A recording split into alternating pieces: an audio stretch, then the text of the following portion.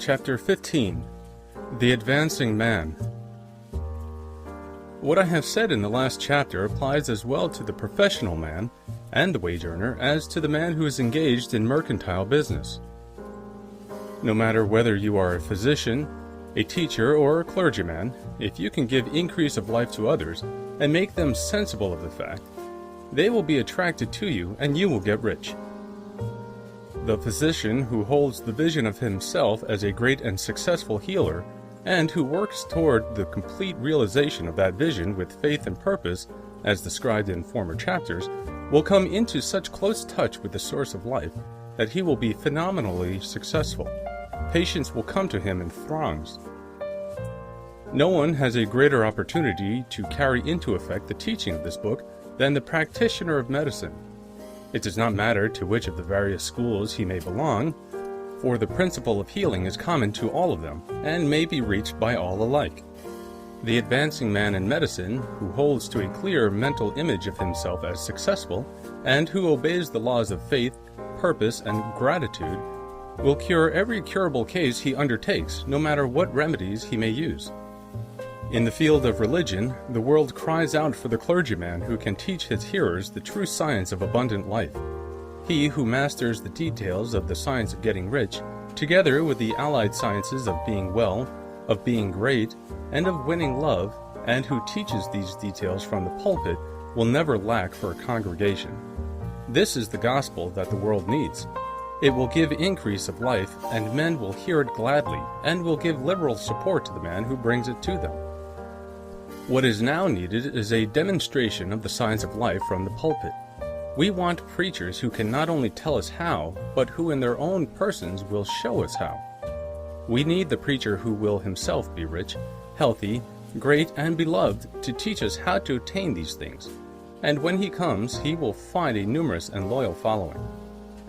The same is true of the teacher who can inspire the children with the faith and purpose of the advancing life. He will never be out of a job. And any teacher who has this faith and purpose can give it to his pupils. He cannot help giving it to them if it is part of his own life and practice. What is true of the teacher, preacher, and physician is true of the lawyer, dentist, real estate man, insurance agent, of everybody.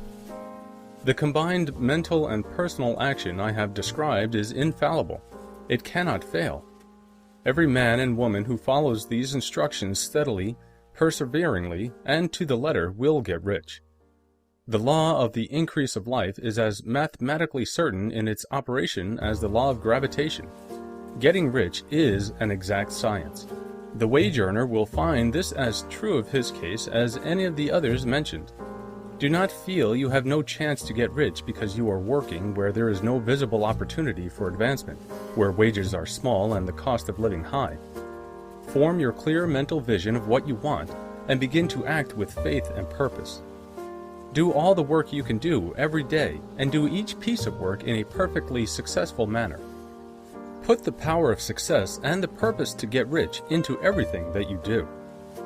But do not do this merely with the idea of currying favor with your employer in the hope that he or those above you will see your good work and advance you.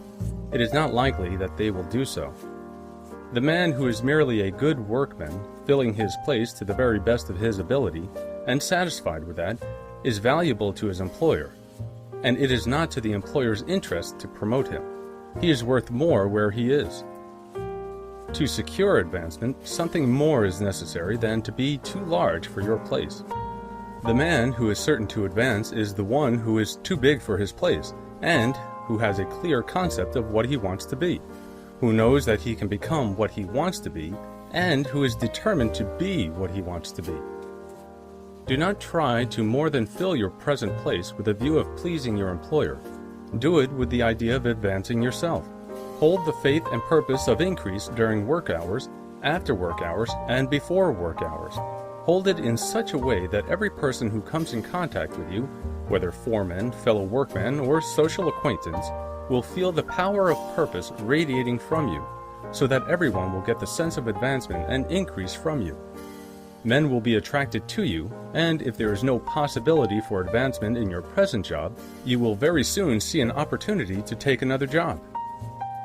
There is a power which never fails to present opportunity to the advancing man who is moving in obedience to law. God cannot help helping you if you act in a certain way. He must do so in order to help himself. There is nothing in your circumstances or in the industrial situation that can keep you down. If you cannot get rich working for the Steel Trust, you can get rich on a 10-acre farm. And if you begin to move in a certain way, you will certainly escape from the clutches of the Steel Trust and get onto the farm or wherever else you wish to be. If a few thousands of its employees would enter upon the certain way, the Steel Trust would soon be in a bad plight.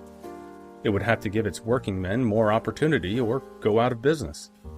Nobody has to work for a trust. The trusts can keep men in so-called hopeless conditions only so long as there are men who are too ignorant to know of the science of getting rich, or too intellectually slothful to practice it. Begin this way of thinking and acting, and your faith and purpose will make you quick to see any opportunity to better your condition.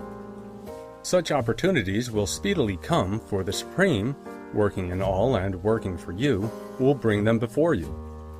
Do not wait for an opportunity to be all that you want to be.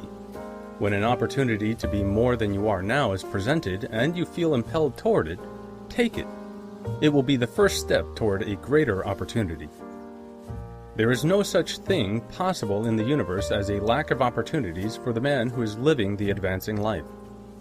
It is inherent in the constitution of the cosmos that all things shall be for him and work together for his good. And he must certainly get rich if he acts and thinks in a certain way. So let wage-earning men and women study this book with great care and enter with confidence upon the course of action it prescribes. It will not fail.